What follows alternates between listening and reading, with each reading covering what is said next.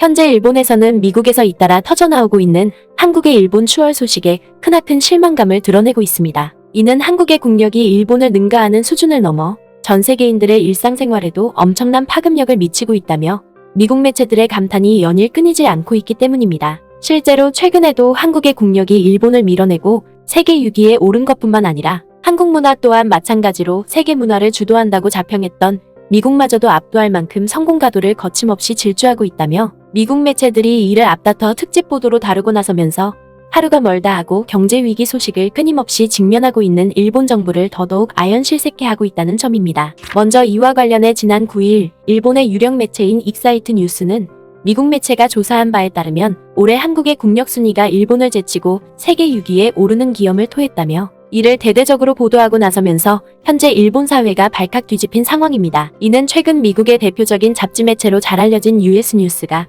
펜실베니아 대학과 공동으로 조사한 세계 각국의 국력 순위에서 한국이 일본을 밀어내고 당당히 세계 6위에 올랐다는 것입니다. 실제로 미국 매체가 공개한 국력 순위를 자세히 보면 세계 1위와 2위에 오른 미국과 중국에 뒤이어 한국이 세계 6위에 올라 있고 일본은 한국보다 2개 단위나 뒤처진 세계 8위에 랭크되어 있는 것으로 나타나 있습니다. 또한 구매력을 기준으로 한 두 나라의 국민소득에서도 한국이 일본보다 앞서 있다는 사실이 매우 적나라하게 나타나 있습니다. 결국 미국에서 공개된 한국과 일본의 이 같은 상반된 국력 순위는 과거의 침략 역사를 부정하는 것도 모자라 혁신의 노력마저 터부시한 일본 정부가 결국 시간이 지날수록 돌이킬 수 없는 파국에 내몰리고 있음을 보다 사실감 있게 증명해주고 있는 것입니다. 그리고 또 다른 한편에서는 한국의 위상이 비단 국력 순위뿐만 아니라 문화 분야에서도 엄청난 결과를 만들어내고 있다며 미국의 또 다른 매체가 이를 대서특필로 다루면서 가뜩이나 궁지에 몰린 일본 정부를 더더욱 당혹해하고 있다는 점입니다. 이와 관련해 최근 미국의 유력 정치 외교 매체인 리얼클리어 폴리틱스는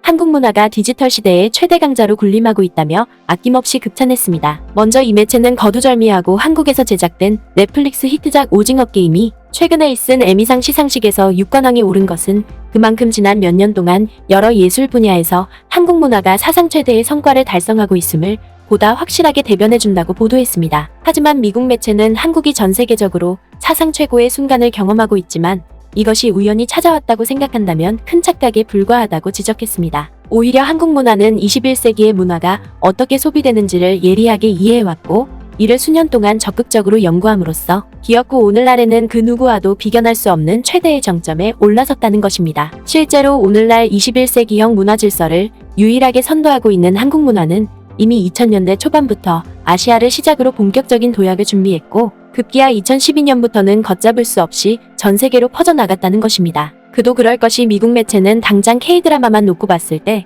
오징어 게임이 전 세계적인 인기 돌풍을 일으키기 전에도 이미 일본과 필리핀에 이르기까지 동북아시아와 동남아시아 전역에서 10년 이상 큰 인기를 끌게 됨에 따라 수많은 한류 팬을 확보해왔다고 치켜세웠습니다. 또한 이 매체는 지난 2006년에 한국의 유명 한류 스타인 비가 뉴욕에 위치한 메디슨 스퀘어 가든에서 당시로서는 국내 최대 규모로 콘서트를 진행했는데 불과 하루 만에 공연 티켓이 모두 매진됐다고 보도했습니다. 그리고 이를 통해 가수 비는 타임지가 선정한 글로벌 인플루언서 목록에 올랐을 뿐만 아니라 마침내 K-팝이 서구권에 본격적으로 진출하기 시작했음을 알리는 서막이 됐다는 것입니다. 실제로 미국 매체는 이를 증명하듯이 비에 뒤이어 2012년에 등장한 싸이의 강남스타일은 아시아와 중동 지역은 물론이고 미국과 유럽에 이르기까지 그야말로 동서양을 아우를 정도로 폭발적인 인기 돌풍을 일으킴으로써 K-팝의 세계화를 성공적으로 이끌어냈다고 보도했습니다. 그러면서 이 매체는 오징어 게임과 같은 후대의 K-콘텐츠가 세계적인 성공을 누릴 수 있었던 것은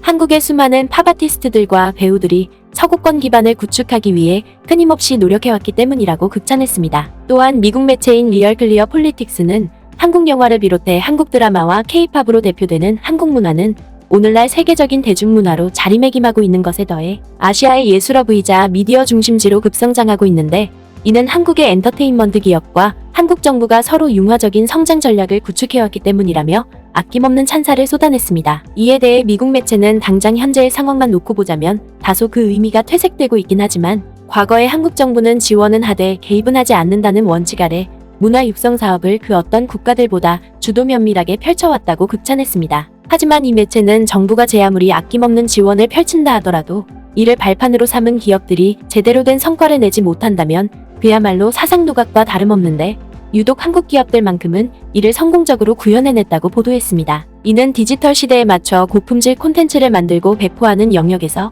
한국 기업들이 뛰어난 역량을 발휘하고 있다는 것입니다. 실제로 이 매체는 한국 기업들만큼은 자신만의 보편적인 스토리텔링 능력을 갖추고 있고, 심지어 세계에서 가장 열정적일 뿐더러 소셜미디어를 통한 소통 능력을 그 누구보다 잘 발현시키고 있다며 아낌없이 극찬했습니다. 특히 이 매체는 그중에서 당장식품과 물류에 더해 바이오와 엔터테인먼트를 거느리고 있는 CJ그룹이 가장 대표적인 기업이라고 할 수 있다고 치켜세웠습니다. 그도 그럴 것이 오늘날 한국과 미국 사이의 인적 외교에 있어서 가장 핵심적인 채널로 K-팝이 자리 잡고 있는데, 이를 태동시킨 기업이 바로 CJ ENM이었다는 것입니다. 바로 CJ ENM이 2012년 당시에 한류팬을 위해 미국 최초로 세계 최대급의 K-컬처 페스티벌인 K-콘을 출범시켰고, 그 이후부터 해마다 주요 국가들을 번갈아가며 K-콘을 개최해왔다는 것입니다. 그리고 이 행사는 단순히 K-팝 공연만 진행되는 것이 아니라 한국 드라마와 한국 영화는 물론이고 패션과 IT를 비롯해 첨단 제조업과 뷰티에 이르기까지 한류의 모든 것을 테마로 컨벤션과 콘서트를 모두 망라하는 행사를 개최함으로써